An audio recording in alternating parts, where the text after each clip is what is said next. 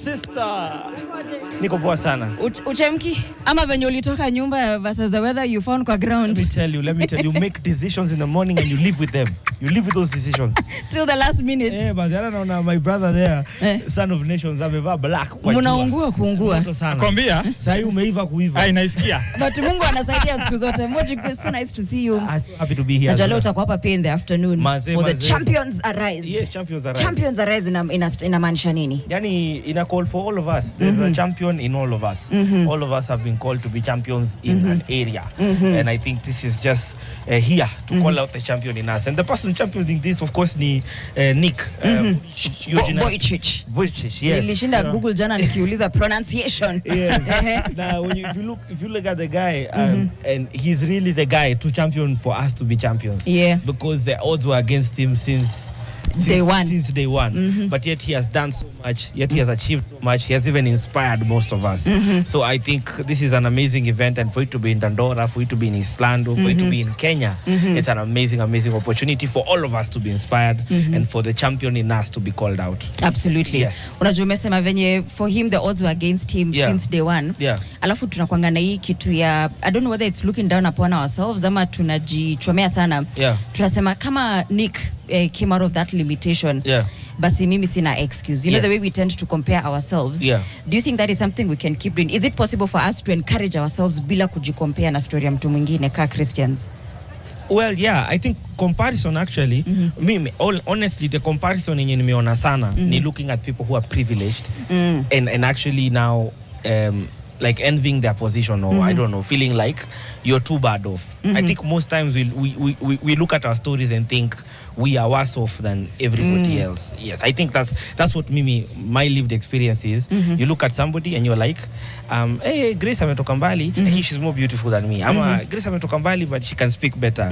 But yet, in our own uniqueness, that God can use us. So I think the comparison I've seen, like a lot of times, ni yo comparison ya to always think that other people have had it easier than you, and their stories are whatever. But I think people who share their stories and share their difficulties and things that they have overcome. If you look at their stories and learn, the biggest lesson is if they have been able to overcome what they have overcome, I can also overcome. I can do the same. Whatever challenges or whatever, because kuna watu wengine pia wenyewe wamepitia lesser challenges than you, right? But even in their story, their challenges are their challenges, and your challenges are your challenges. Yes. Absolutely, Moji. Yes, sir. You've been a Kenyan and having to experience this champion arise here. That Nick is coming. What does that mean for the country, for the nation?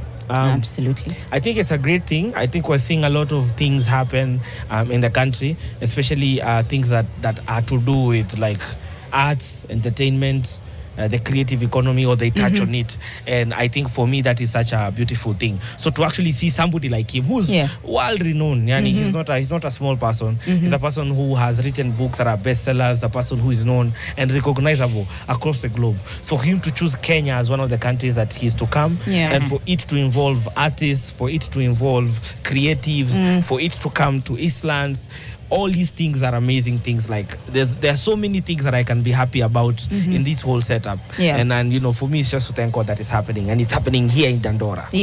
We love that. Before tukurelease usiungue sana. Leo tunauliza watu.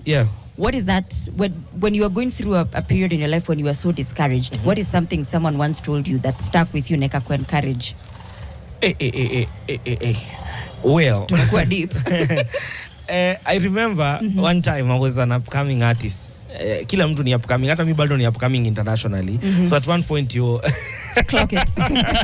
so sometimes people look at upcoming and they look down on it, but everybody there's something they wish, there's a level everybody hasn't reached. So anyway, this one time we're in a room, and I think it's Jimmy Gato, I don't know who it, and somebody said that if you think small or if you think big, you use the same amount of energy. Ooh. So use your energy wisely. Wow. The amount of energy, the amount of commitment that you have to think small, the same amount of energy that you used to think big. So you might as well just think big. Just be in a world where you always see big things. You always see great things. You always say things that people look at you and they look like the way Joseph, was being looked at by his siblings. Brothers, right? Yeah. What do you mean that you dream that one day all of us are gonna bow down? What do you mean? And you see, when you look at Joseph's story, is that before they actually now came and bowed down for him, he went through many challenges, but he kept on. Even the way he behaved with Potiphar's wives, even how he carried himself in the prison, he remained diligent. You can tell this is somebody who still almost was thinking big, because he did not allow himself to defile himself, even when he had the opportunity. He did not allow himself to be in prison and to just even in prison he was a manager. So in thinking big, always it will dictate how you behave.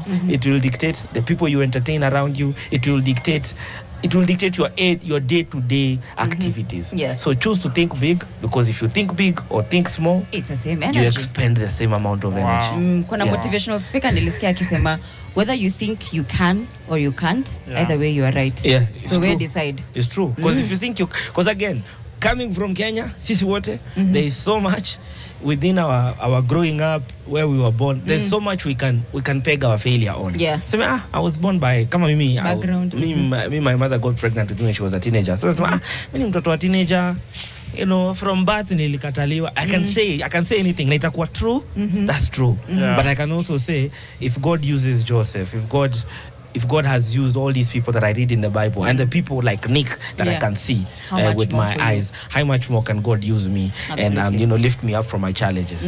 Yeah. Ndio hivyo sasa. Uko na ya kuongeza ama release? No, mimi naweza taka angalia camera ambie wase what is happening, where they need to be. Yes. Masaa ya saa 9. Exactly. Wakenya wenzangu naopenda sana, mniona hapa, tuko hapa kama Rashid Abdalla na okay. But bila shaka mtazamaji, karibuni sana kwa hichi kipindi. Mimi ni Lofty Mamambo. Na mimi ni Frida Mwaka. But guys, we're here at Dandora Stadium and we're going to be here from 3 p.m. As you can see, the stage is already set. Kila kitu imoto, kila kitu imewaka. So kama uko Kayole, kama uko Huruma, kama uko Nairobi CBD, kama uko Korokocho, kama uko Umoja, Mikio hii kutakuwa 3 p.m. tukiendelea. Moji Short Babaa atakuwa hapa, Eko Dida atakuwa hapa, Masimasika, Jabidi atakuwa hapa, DJ Moz atakuwa hapa. Kutakuwa na a whole host of artists, dancers, DJs, and amazing things are going to be behind. And of course, Nick atakuwa hapa talking to us, inspiring us, telling us something that can push us forward and something that can provoke the champion in us. So see you at 3 p.m. here at Dandora Stadium. Na mimi ni wako Susan Grace. Mimi ni wako Shorty Matambo.